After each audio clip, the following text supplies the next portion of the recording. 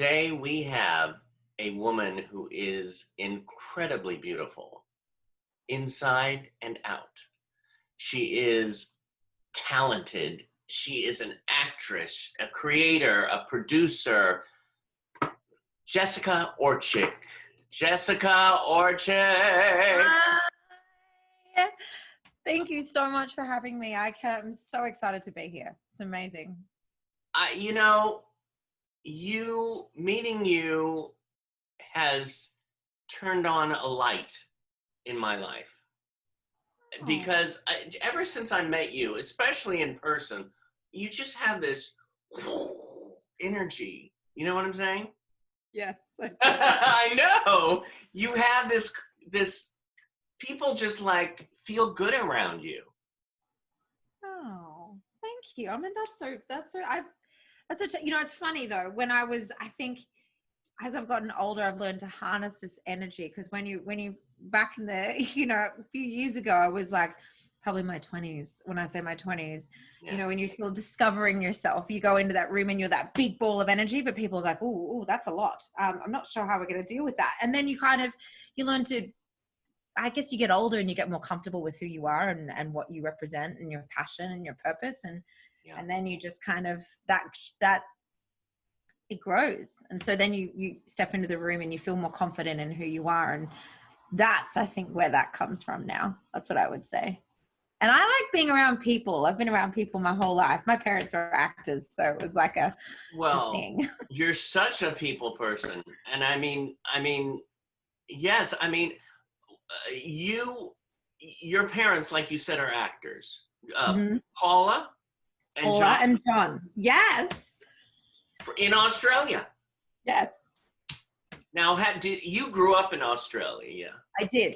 I didn't move to the States until I was 20, which is still quite young, really, when you think about it. Which was like a year ago. Oh. No, look, honestly, it was, I'm 36, so I'm just incredibly blessed. Yes, you are. And you know what? I'm actually really proud of my age. So I'm going to say it again. I'm 36. To all those women out there that want to say, I think there's something really beautiful about women that, as like I said, stepping into your power as you age, there's something really incredible about that. So no woman should ever hide her age. It's going to be my little note today. Right. Well, I love, when I get to be 80 something years old, I want to look like Katharine Hepburn. I want to age gracefully. And you know what? I think you might end up looking like Katharine Hepburn. Oh my God. In fact, I might talk like her too. I was actually going to say, are you going to adopt the accent? Oh no. I loved, oh boy, she was wasn't she amazing? Yes. One of the last events that I went to this year, and I was proud and honored to be at, was before the shutdown of the pandemic. Literally the last event. Literally the last. Oh my God! After that, I said no. I better stay in. Was the Focus on Ability International Short Film Festival? Yes. And I want to thank you for that. That was an incredible evening. Thank you. I want to thank you for being there. I mean, it was a weird time for us because we'd spent all this energy organizing this huge event, and it was only, I think, that 2 weeks or a week before we started to get the, people emailing us saying, listen, I don't know if I'm going to come. There's the pandemic. And at the time, my event manager, Danielle Pills, who was there, her and I kept kind of, she was in New York and nothing had come out in America yet. So she was like, what are you talking about, pandemic? There's nothing happening.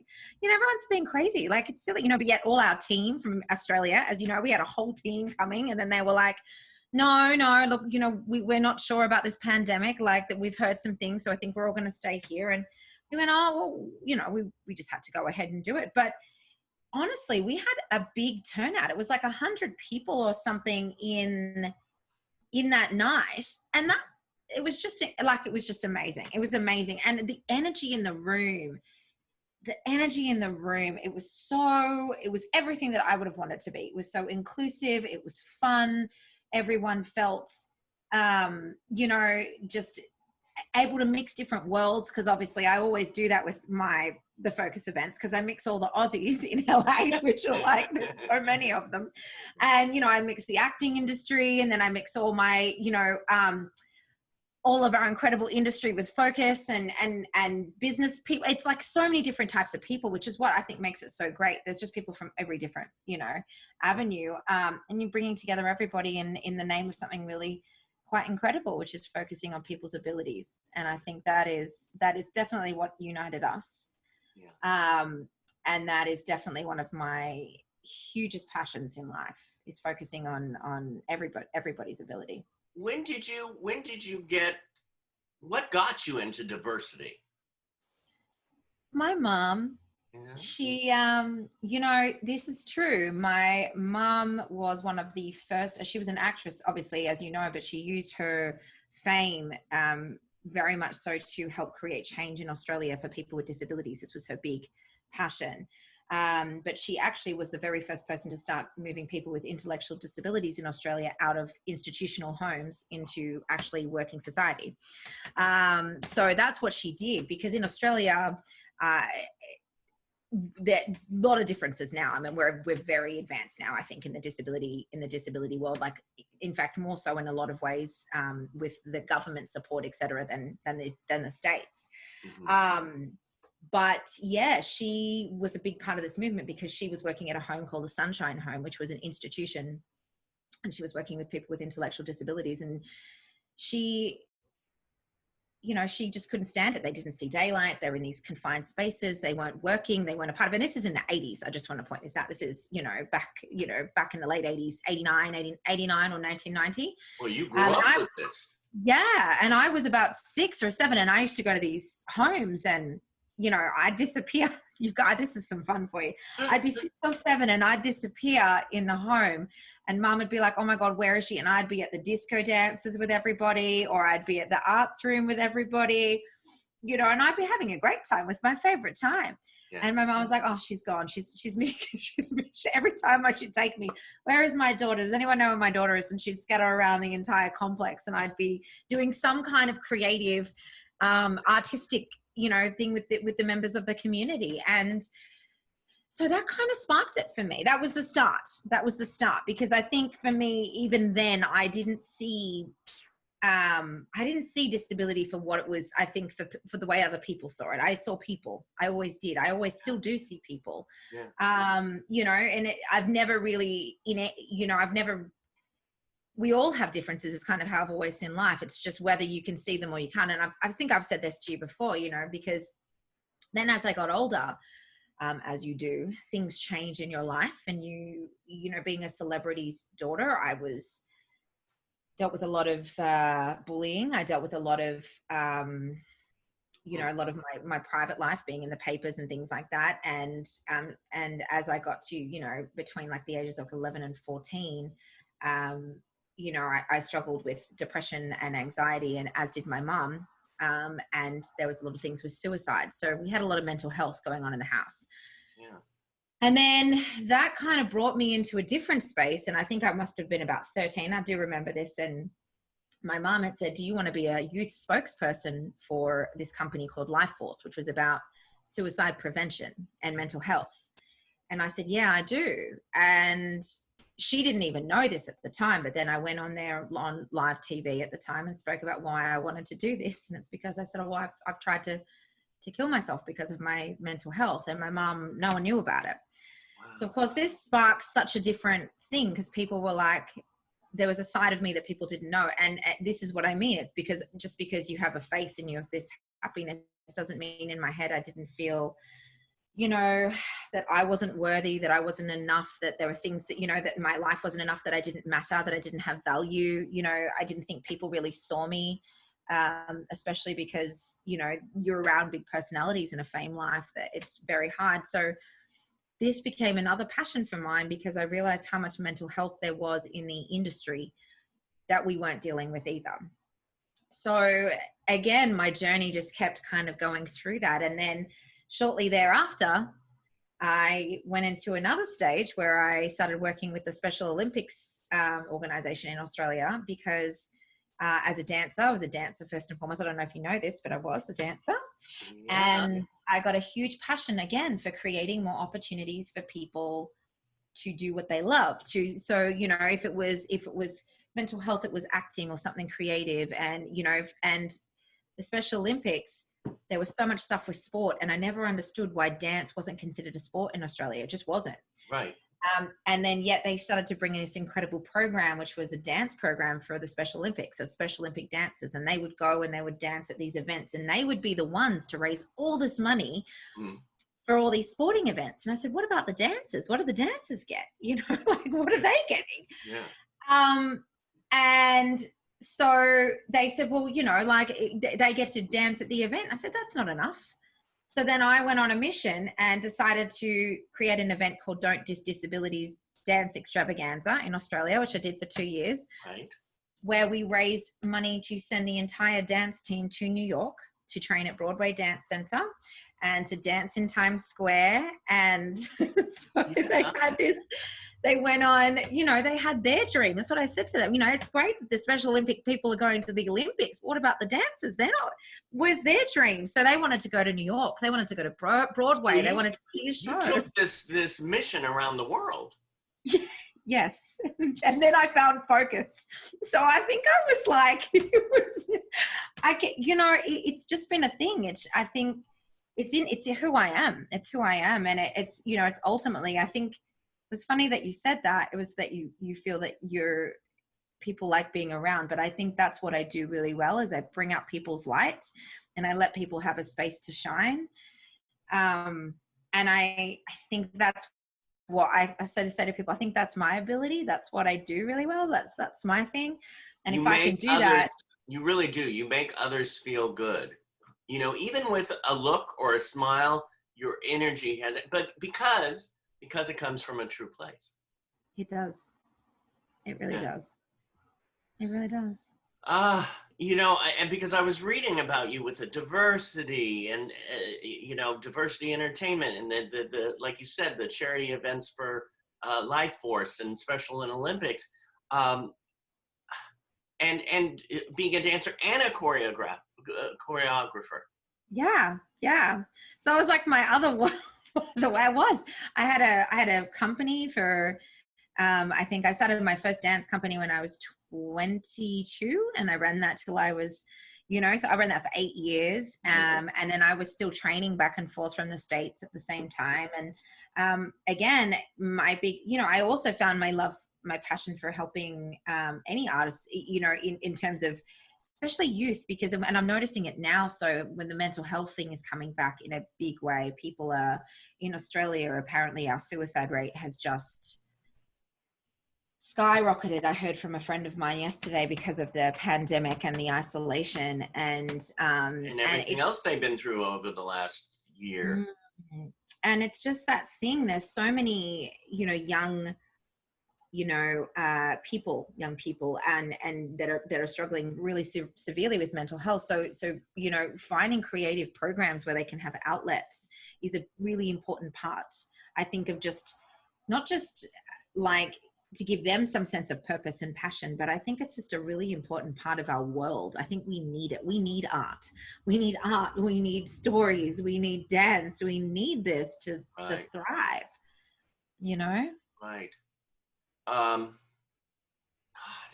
you just glow and I love it. And I keep on thinking we might get somebody on coming up and connect with you. I might do that. I have my ways. I have my ideas. I'm excited. Now, did you ever want to, or did you work with your mom or dad in a film? I did a couple of times actually. So the first one was when I was about 12 or 13, and my mum and dad wrote a movie which we're very happy is kind of hidden somewhere on some floor. It's one of those terrible daytime movies where we're all in it. you know, and my mom played my mom and I played her daughter, and we had another great actor from Australia who also did a lot of American projects, whose name was Tony Bonner, and he was in it. And you know, my dad directed it, and it was this film that we first started in. And then many years later, my mom and I did another short film together, which we got into. I think it was for like Sydney festivals and stuff like that we did. But the best one was recently, actually, which I would have to say is because I was an associate producer on what is classified as the most diverse film in Australian history, which I'm very proud of, because it was about a deaf transgender who falls in love for the first time. Right. And it's the first time we've ever had a leading film in Australia with Auslan Sign Language and obviously, you know, having trans be a central character.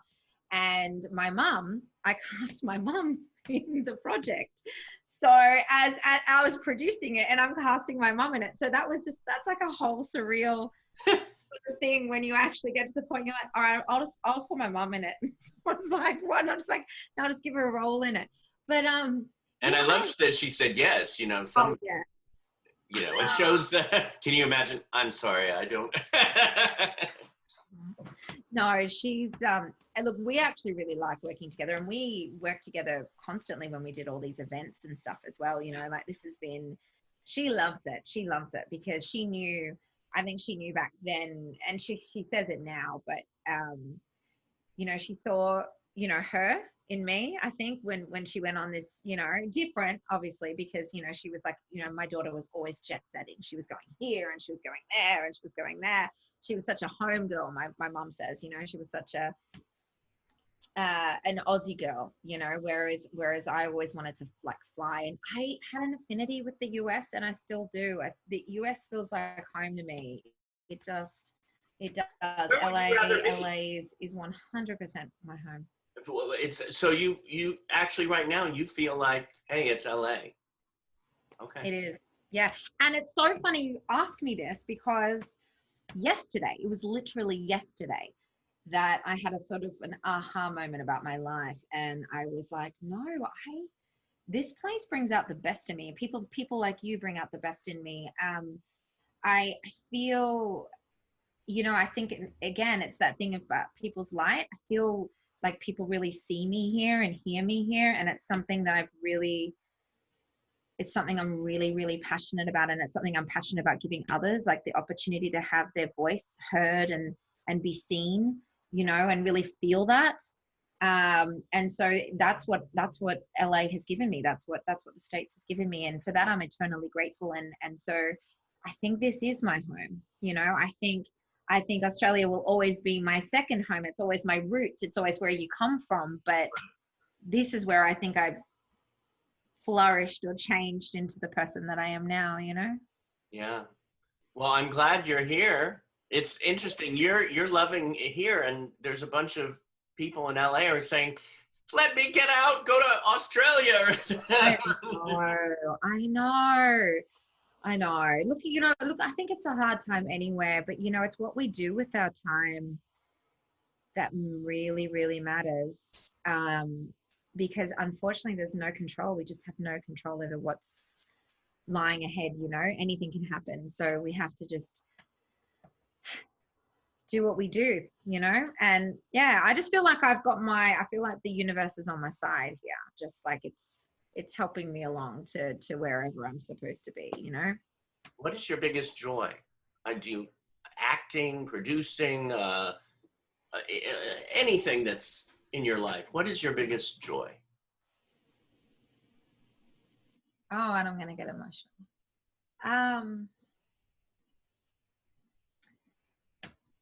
I think I said it before, but it's true. Through my teaching, through the work that I do at Focus, I give other people the light to shine. Mm. And there is nothing more incredible than watching somebody else find that in themselves, and the happiness that comes over their face.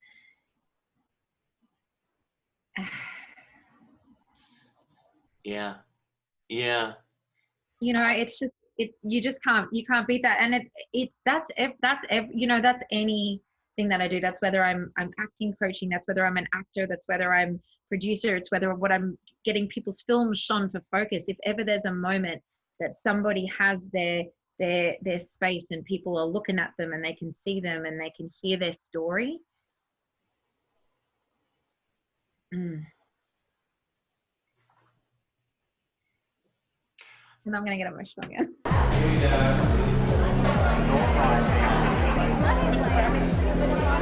Hi guys, I'm Jessica Orcsik and I'm the producer and host of Don't Diss Disabilities Dance Extravaganza. Tonight marks a launch pad of a really exciting project, which will be the Nova Employment Performing Arts Fund, which will dedicate its time and money towards disabilities within the performing arts and celebrate the importance of inclusion and diversity within the performing arts. We have an incredible show lined up this year, incredible artists, Justice Crew, Brittany Stevens, Reese Maston, Reagan Derry, Dream Dance Company, Fly Crew, amazing people that have given their time in support of this cause, and I just want to thank each and every one of them and each and every one of you for bringing this important issue to light. So yeah.